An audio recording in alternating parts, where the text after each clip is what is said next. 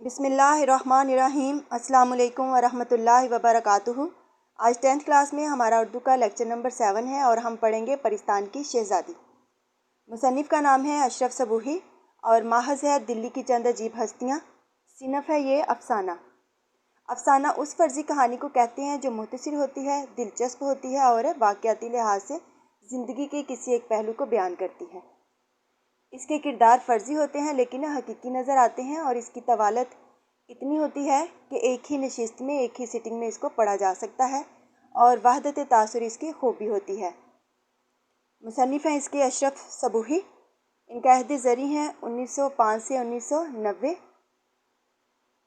اصل نام ہے ان کا سید ولی اشرف اور قلمی نام جو تحریروں میں استعمال کرتے تھے اشرف صبوحی، اور جائے پیدائش ہے ان کی دلی۔ میٹرک پاس کیا تھا انہوں نے 1922 میں، اور ان کے ہم جماعت ہیں معروف ادیب شاہد احمد دہلوی۔ انہوں نے بچوں کے لیے کہانیاں لکھی تھیں درجن بھر، اور ان کی اہم کتابیں ہیں دلی کی چند عجیب ہستیاں، غبار کارواں، جھروکے، سلمیٰ۔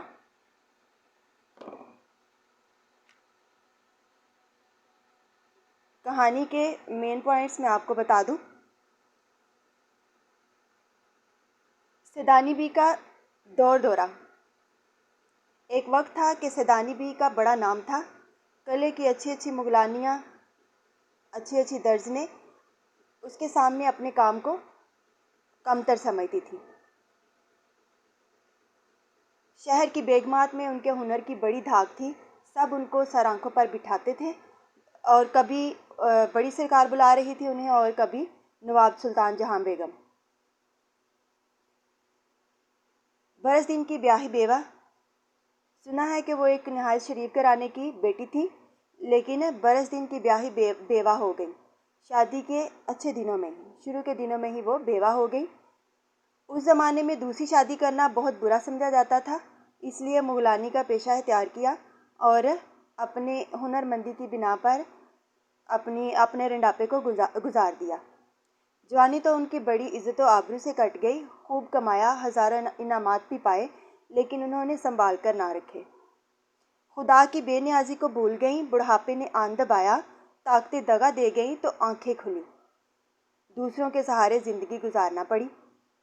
تو انہیں میر صاحب اور ان کی بیوی جو کہ ان کے محلے میں رہتے تھے، انہوں نے ترس کھا کر اسے اپنے گھر رکھ لیا، اور سیدانی بھی ان کے گھر صبح نماز پڑھ کر بچوں کو لے کر بیٹھتی اور قرآن شریف پڑھاتی، نصیحتیں کرتی، اور رات کو عشاء کی نماز کے بعد بڑے مزے مزے کی کہانیاں سناتی۔ بچے اسے اتنا پسند کرنے لگے کہ ہر وقت سیدانی بی کے پاس بیٹھے رہتے۔ سیدانی بی کو پرستان کے بادشاہ کا آدمی پرستان لے گیا۔ ایک دن سردیوں کی رات تھی، کسی نے سیدانی بی سے پوچھا، جو لوگ کہتے ہیں کہ تمہیں بھی پرستان کے بادشاہ کا کوئی آدمی پرستان لے گیا تھا؟ تو سیدانی بی نے کہا، ہاں یہ سچ ہے۔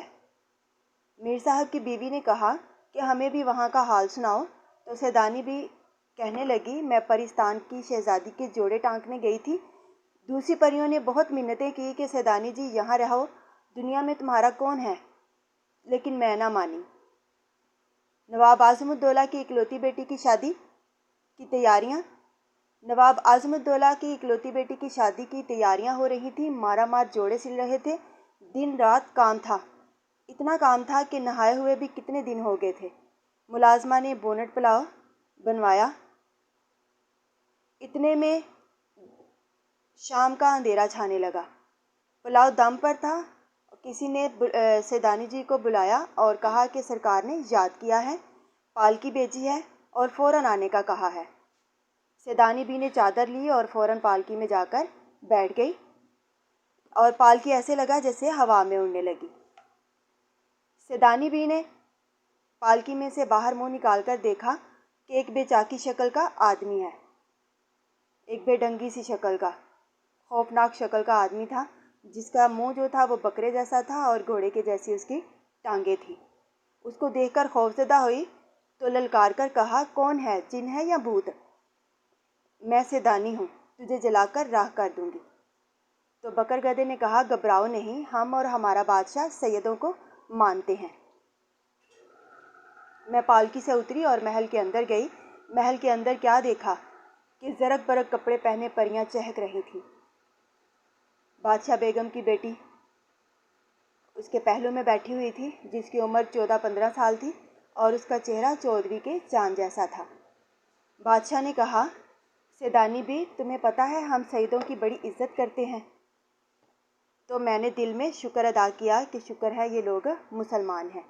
اتنے میں کھانے آنے لگے اور سیدانی بی نے کہا کہ سیدانی بی سے بادشاہ بیگم نے کہا کہ کھانا شروع کرو، تم کھانا شروع کرو گی تو باقی لوگ بھی کھانے کی طرف ہاتھ بڑھائیں گے، اور کھانا کھاتے وقت تم اپنے دل میں جس کھانے کا بھی خیال کرو گی تمہیں اسی کھانے کا مزہ آئے گا۔ سیدانی بی نے کھانا کھایا اور جس کھانے کا بھی خیال کیا اسی کا اس کو مزہ آیا۔ کھانے کے بعد زمرد پری نے کپڑے لانے کے لیے کہا، شہزادی کے کپڑے لانے کے لیے کہا۔ تھان پر تھان آنے لگے تو سیدانی بھی بولی کہ ابھی میں تھوڑا آرام کر لوں پھر میں کام شروع کروں گی۔ تو بادشاہ بیگم بولی کہ سیدانی بھی، یہاں پر پرستان میں نہ دن ہوتا ہے نہ رات ہوتی ہے، تو یہاں پر ہمیشہ ایک جیسا موسم رہتا ہے، تم اپنے کام کو شروع کرو اور اپنا ہنر دکھاؤ۔ سیدانی بی نے کام شروع کیا۔ پہلے ہی جوڑے پر واہ واہ ہو گئی۔ شہزادی کا چہرہ جوڑے کو دیکھ کر کھل اٹھا اور سیدانی بھی اگر یہاں اتنا کام کرتی تو خدا جھوٹ نہ بلوائے، اکیلے ہاتھ پر 1 سال سے کم کا عرصہ نہ لگتا، اور اس عرصے میں پریاں خاص طور پر شہزادی مجھ سے محبت کرنے لگی۔ جب سارا کام ختم ہوا تو سیدانی بی نے جانے کی اجازت مانگی، لیکن بادشاہ بیگم نے کہا کہ تم یہاں رکو، ہم چاہتے ہیں کہ تم شہزادی کی شادی دیکھ کر جاؤ، لیکن سیدانی بی نہ مانی اور جانے کی ضد کی۔ سیدانی بی نے سر پیٹ لیا، کیوں کہ جب سیدانی بی جانے کے لیے اجازت مانگی تو بادشاہ بیگم نے اسے کچھ ہیرے جواہرات دیے تھے، لیکن اس نے دیکھا نہیں تھا اور اس کو لگا کہ کچھ کنکر اور پتھر ہیں۔ جب وہ پالکی میں بیٹھی ہوئی تھی تو اس نے پردے کی جھری میں سے ایک ایک کر کے باہر پھینکنے شروع کر دیے۔ جب گھر پہنچی تو کیا دیکھا کہ وہ تو جواہرات تھے، بڑے بڑے تو سیدانی بی نے سب پھینک دیے تھے، 2-4 ننھے منھے باقی بچے تھے، تو ان کو دیکھ کر سر پیٹ لیا کہ یہ کیا غلطی ہو گئی، لیکن اب پچھتائی کیا ہوت جب چڑیاں چگ گئی کھیت۔ بونٹ پلاؤ جب گھر پہنچی تو بونٹ پلاؤ جیسا چھوڑ گئی تھی ویسا ہی دم پر لگا ہوا تھا۔ یہ تھے اس کہانی کے مین پوائنٹ۔ آپ نے اس سبق کی ریڈنگ کرنی ہے، مصنف کے تعارف کی بھی اور سبق کی بھی۔ پوری ریڈنگ کرنے کے بعد آپ نے تمام جو مشکل الفاظ ہیں ان کو انڈر لائن کرنا ہے، اور اس کے بعد آپ نے اس کی ایکسرسائز جو ہے اس کو سالو کرنا ہے۔ اللہ تعالیٰ ہمیں صحیح معنوں میں علم سے مستفید ہونے کی توفیق عطا فرمائے، آمین۔